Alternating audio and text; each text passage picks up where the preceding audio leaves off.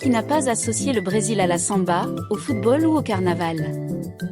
Qui n'a pas pensé au Brésil à la simple évocation de ces stars du ballon rond, passées et présentes qui ont fait vibrer des millions d'inconditionnels supporters sur les pelouses des stades du monde entier? Qui n'a pas prononcé ou entendu le nom de Neymar, Ronaldo, Pelé, Zico, Ronaldinho ou Romario? C'est à croire que le Brésil se résume à ses footballeurs et à la samba. Bien sûr que les Brésiliens aiment jouer au football et danser la samba. Mais, pas plus ni moins que les Argentins, les Camerounais et tous les autres peuples quand la victoire est de leur côté. Bien sûr que le football est le sport par excellence au Brésil. Bien entendu que les Brésiliens aiment et pratiquent le football. Mais le Brésil ne se résume ni à la samba, ni au football. Le Brésil est une superpuissance régionale et une puissance mondiale. Il a aussi une histoire, un peuple, un territoire, un État, une armée, la 9e du monde et une géographie qui lui offre une bonne partie du poumon de la planète, la forêt amazonienne. La plus vaste forêt du monde avec ses 6 millions de kilomètres carrés, dont 60% occupent le territoire brésilien. La République fédérative du Brésil est un pays-continent. Il est le 5e grand pays de la planète avec ses 8 500 000 km², derrière la Russie, le Canada, les États-Unis et la Chine. Il occupe la moitié de la superficie totale de l'Amérique du Sud et le pays compte une population de 215 millions d'habitants, dont 47% de blancs, 43% de métis, 7% de noirs et 2% d'asiatiques et d'amérindiens. Le drapeau brésilien, un passé et un présent. La couleur verte représente les forêts du pays, le losange jaune symbolise ses richesses minérales, la couleur blanche est symbole de paix et de pureté, tandis que le bleu est associé à la couleur du ciel au-dessus de Rio de Janeiro durant la proclamation de la République. Les 27 étoiles sur fond vert représentent les 26 États fédérés et la capitale. L'emblème national du Brésil s'inspire grandement de la bannière de l'ancien empire du Brésil. Sur ce drapeau impérial, les significations des couleurs étaient bien entendu très différentes. Le vert était représentatif de la maison de Bragance de Pedro Ier qui était le premier empereur du Brésil. Le jaune représentait la famille de son épouse, les Habsbourg et le disque bleu n'existait pas encore sur le drapeau. Le Brésil portugais.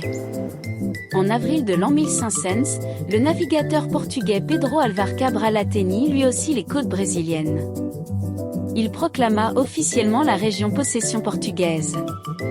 Le territoire fut nommé Terra da Vera Cruz, littéralement, terre de la vraie croix.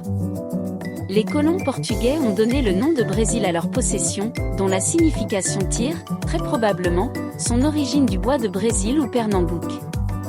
Un bois très apprécié au Moyen-Âge pour ses propriétés de colorant, dont les Portugais reconnurent la présence en grande quantité lors de leur première exploration du pays, entre 1500 et 1530. Dès leur arrivée à Bahia sur la côte atlantique, les Portugais commencèrent à exploiter le bois du Brésil, appelé pau-brasil. Durant 3 décennies, les conquérants portugais se sont contentés d'utiliser la main-d'œuvre indigène, une main-d'œuvre corvéable à merci, pour l'exploitation de ce fameux bois du Brésil qui n'a pas tardé à prendre de la valeur sur le marché européen. Ce bois précieux a commencé alors à attiser la convoitise des Français, des Anglais et des Néerlandais qui ont envoyé plusieurs expéditions. En 1530, les invasions étrangères et le déclin du commerce ont poussé le roi du Portugal à mettre en place la stratégie de peuplement. Plusieurs expéditions sont alors envoyées au Brésil dans le but d'occuper les nouvelles terres et de cultiver la canne à sucre. C'est la période de la création d'un système appelé capitaineries héréditaires qui donne droit aux Portugais d'exploiter des concessions territoriales afin de les cultiver et de les protéger. C'est durant cette période, dominée par le système des capitaineries héréditaires, que l'exploitation des esclaves, venus du continent africain, a atteint son apogée.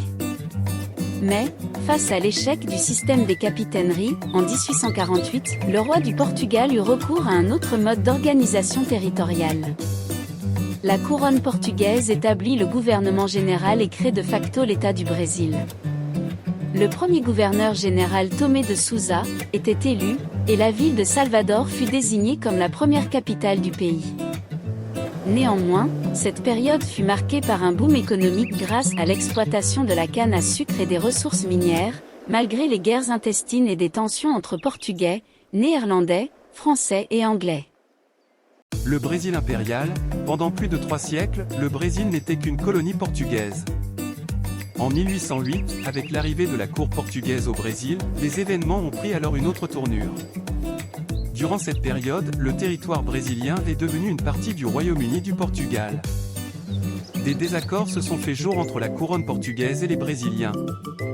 Ces dissensions ont abouti à l'indépendance du Brésil, le 7 septembre 1822. Brésil impérial.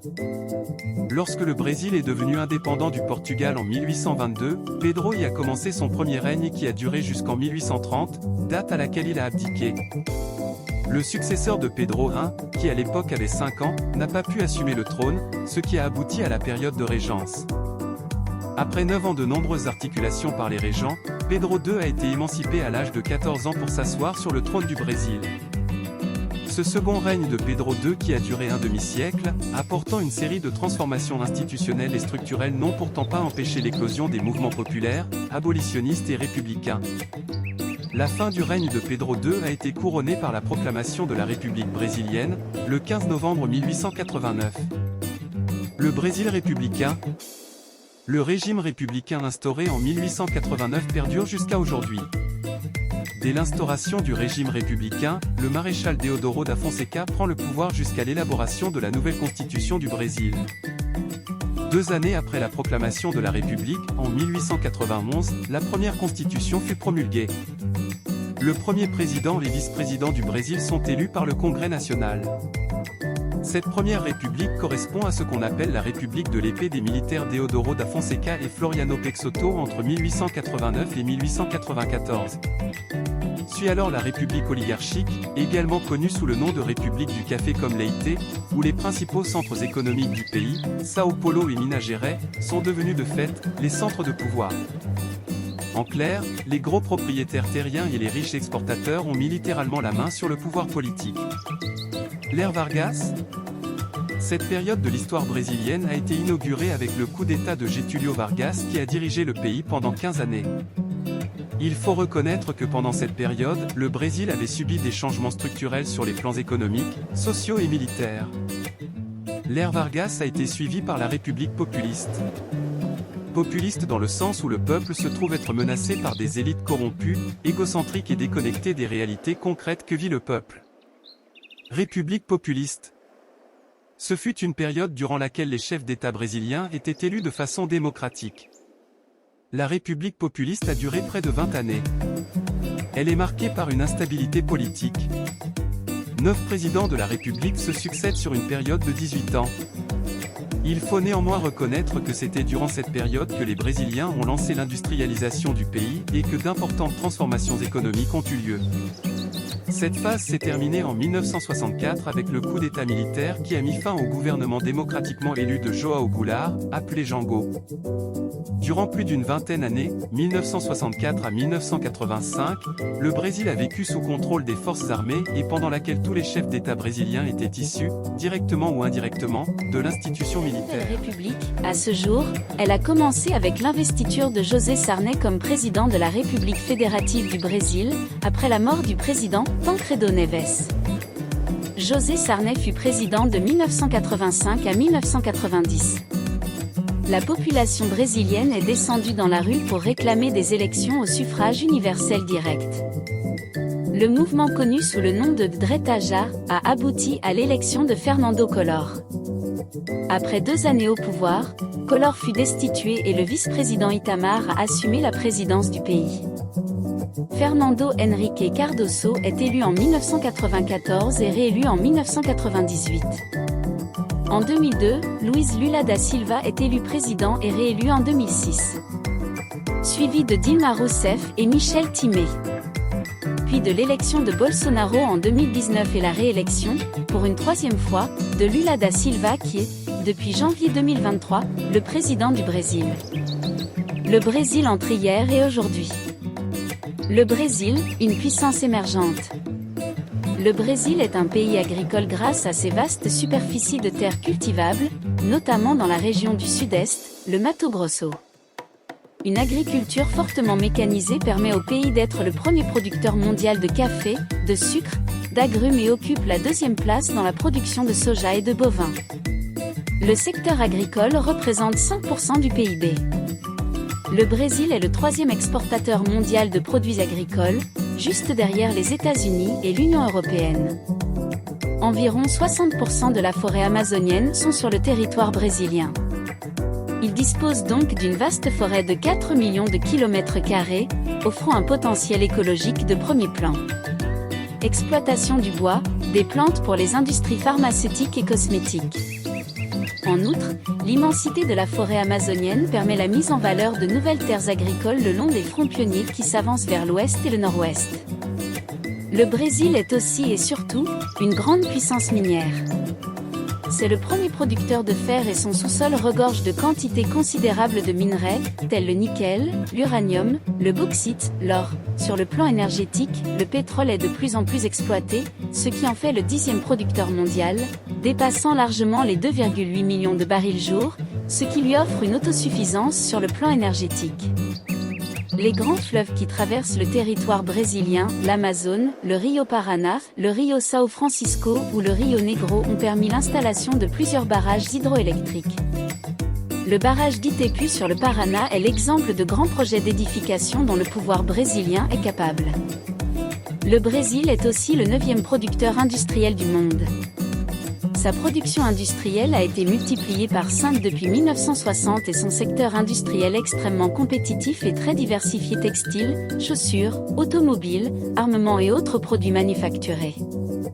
Rappelons que le Brésil occupe la 3e place dans le domaine de l'aéronautique et la 2e place, après les États-Unis, dans le domaine de l'agroalimentaire. Le Brésil, une superpuissance régionale et une puissance mondiale émergente.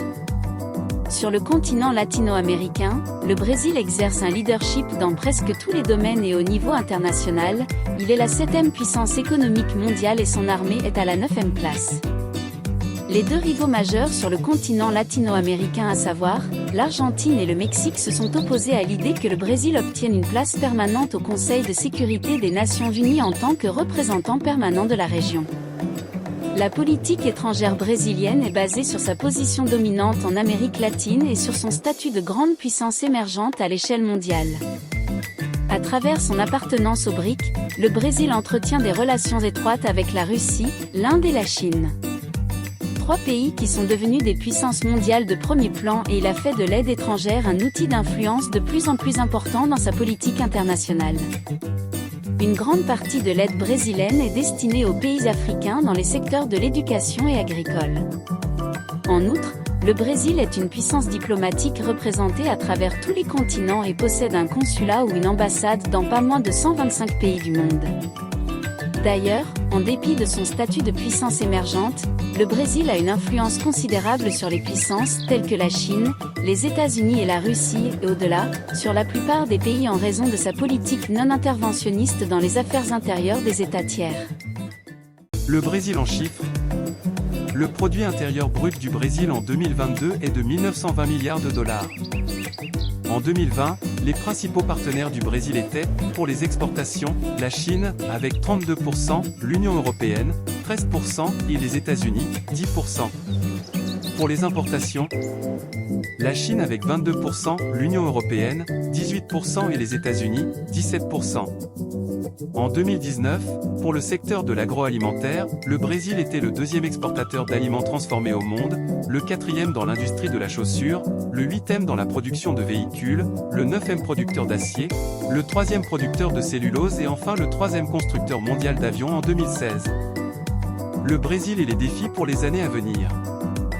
La lutte contre la corruption, les privilèges, les fraudes, les évasions fiscales et les inégalités sociales sont les priorités du président Lula. Le Brésil aura certainement un rôle très important à jouer, notamment avec son appartenance aux BRICS et les bouleversements mondiaux qui se jouent actuellement.